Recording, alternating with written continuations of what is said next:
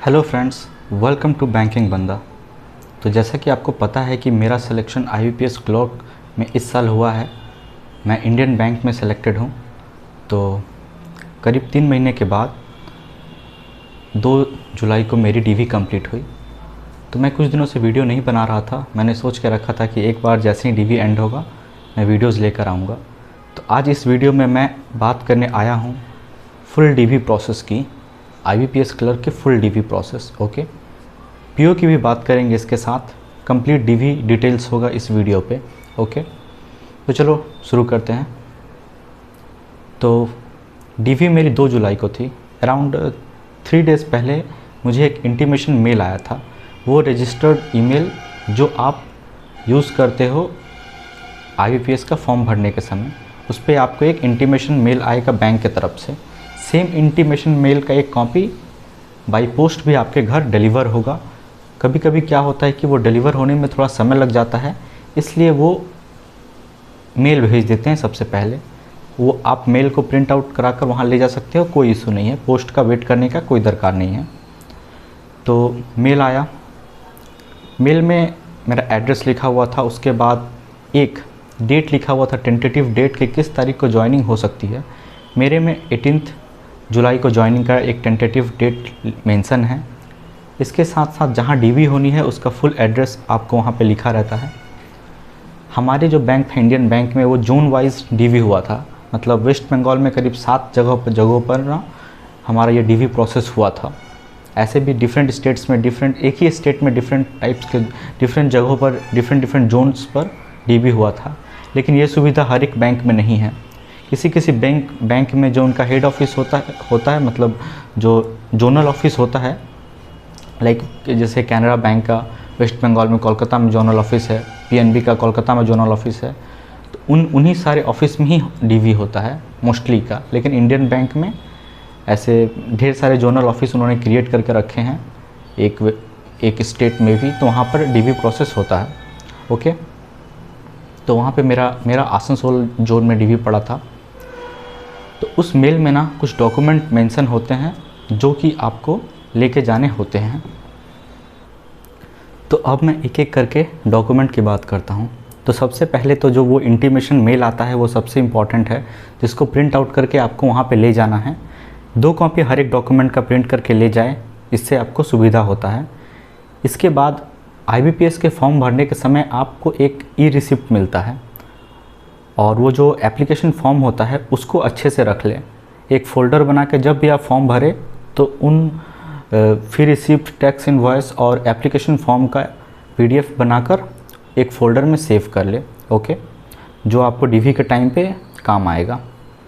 इसके बाद जो था वो था कि जो लेटर होता है, मतलब जो आपका फाइनल रिज़ल्ट होता है ना, जो आप पब्लिश होता है एक फ़ाइनल रिज़ल्ट, तो वहाँ पे जैसे मेरे में फाइनल रिज़ल्ट में इंडियन बैंक मेंशन था, तो उसकी एक कॉपी होनी चाहिए।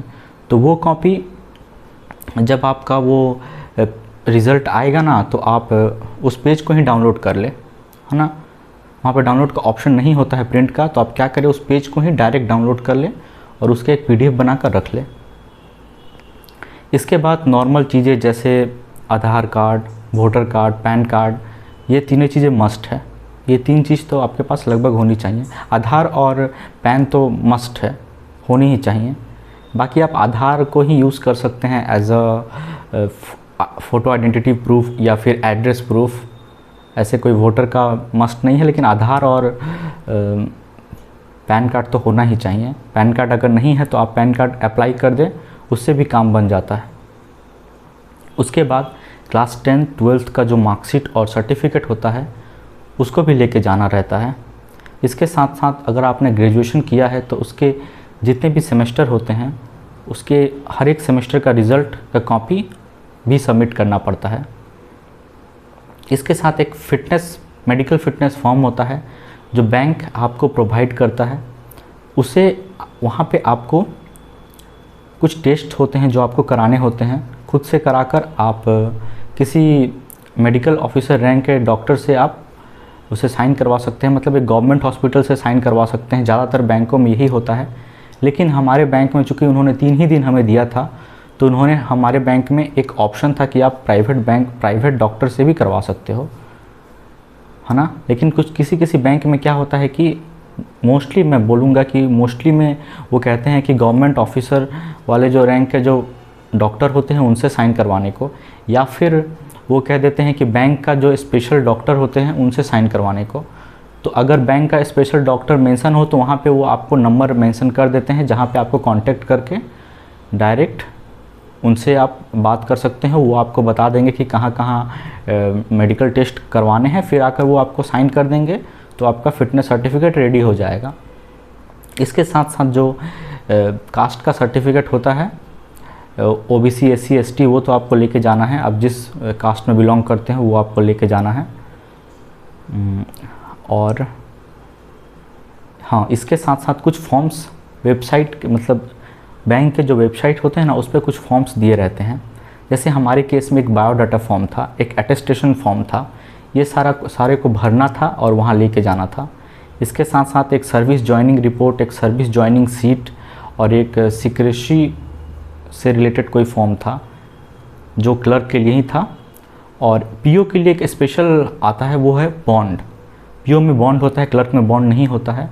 तो उस केस में आपको एक बॉन्ड को भी कोर्ट से लिखवाना पड़ता है, एक बॉन्ड बनवाना पड़ता है, वो वहाँ पे लेके जाना पड़ता है। जितने रुपए का वो बॉन्ड बोले उतने रुपए का बनाना पड़ता है। तो ये तो थे सारे डॉक्यूमेंट्स। अब मैं आपको अपना एक्सपीरियंस शेयर करता हूँ। तो 2 तारीख को मैं करीब 9:30 बजे मेरा रिपोर्टिंग टाइम था, तो मैं वहाँ से निकल चुका था घर से। वहाँ पहुँचा तो वहाँ पे यूनियन वाले थे, उन्होंने हमारी अच्छी खातिरदारी की। उनके तरफ से हमें चाय और नाश्ता उन्होंने रेडी करके रखा था।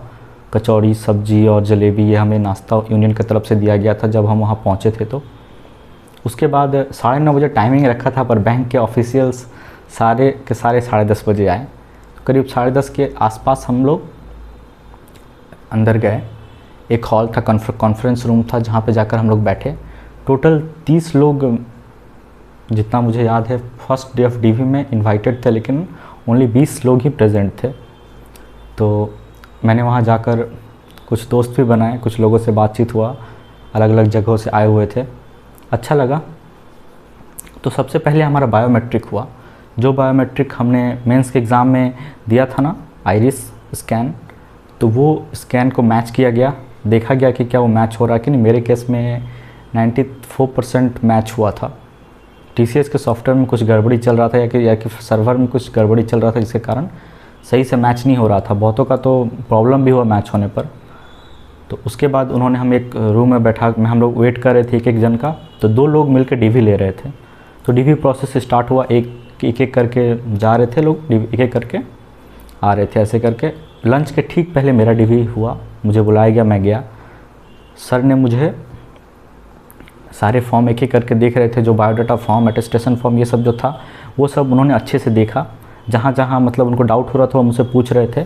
मैं भी कुछ जगहों पर मुझे डाउट हो रहा था, तो मैं कुछ जगहों पे भर के नहीं गया था फॉर्म। मैं उनसे उसी समय पूछ ले रहा था कि सर क्या ये यहाँ पे मैं क्या भरूँ, तो वो मुझे बता दे रहे थे, तो मैं वहाँ पे भर दे रहा था। हाँ, एक और फॉर्म मैं भूल गया, कैरेक्टर सर्टिफिकेट, जो आपको भर के ले जाना पड़ता है। तो वो जो कैरेक्टर सर्टिफिकेट होता है वो आप गेजेटेड ऑफिसर से साइन करवाना पड़ता है मोस्टली। लेकिन हमारे केस में, हमारे इंडियन बैंक में ऐसा नहीं था। उन्होंने हमसे कह दिया था कि आप कोई भी respectable person in the society जिसके पास अपना सील हो वो साइन कर सकता है।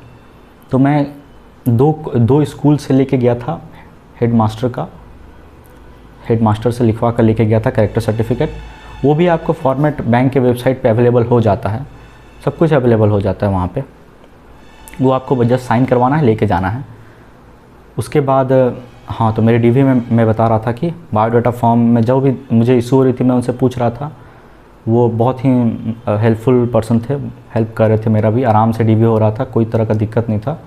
और फ़ोटोज़ रख लेना, जो भी फ़ोटोज़ है IBPS के फॉर्म भरने के समय जो आपने फ़ोटो यूज़ किया था। उसके बाद उन्होंने मेरा मोस्टली उन्होंने मेरा बस ग्रेजुएशन का जो डिग्री होता है, सर्टिफिकेट होता है, उन्होंने मुझे देखा, देख के उन्हें ओके लगा, उन्होंने सारा कुछ वेरीफाई कर दिया। और आईपीएस क्लर्क में एक और सर्टिफिकेट मेंशन होता है, वो होता है कंप्यूटर रिलेटेड सर्टिफिकेट। वो भी आपको रेडी करके रखना है, कंप्यूटर नॉलेज आपकी होनी चाहिए। इसके बाद आईपीएस क्लर्क में एक और बेहतरीन चीज़ होता है जिसका नाम है एलपीटी, लैंग्वेज प्रोफिशिएंसी टेस्ट। तो मैं वेस्ट बंगाल से बिलोंग करता हूँ, मैंने हिंदी में ही अपना 10th 12th किया है। तो सर को समझ में आ ही गया था कि मैं मतलब हिंदी मीडियम से बिलोंग करता हूँ। तो उन्होंने एक सीट जेरोक्स मतलब नहीं प्रिंट आउट करके एक सीट दिया मुझे, उसमें नेम रोल नंबर लिखने को बोला। उसके बाद वहाँ से मेरा एलपीटी टेस्ट स्टार्ट हुआ। सर ने मुझे पहले एक बंगाली न्यूज़पेपर दिया पढ़ने को।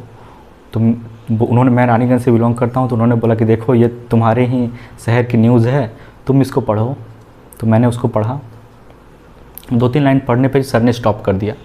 फिर वो जो प्रिंट पेपर था उन्होंने मुझे दिया, उसमें मेरा रजिस्ट्रेशन नंबर लिखने को कहा था, मैंने वो लिखा।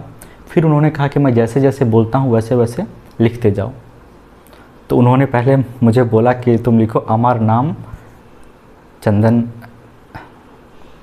हाँ मेरा नाम चंदन है ना, इसको बांग्ला में उन्होंने कहा अमर नाम क्या कहा था,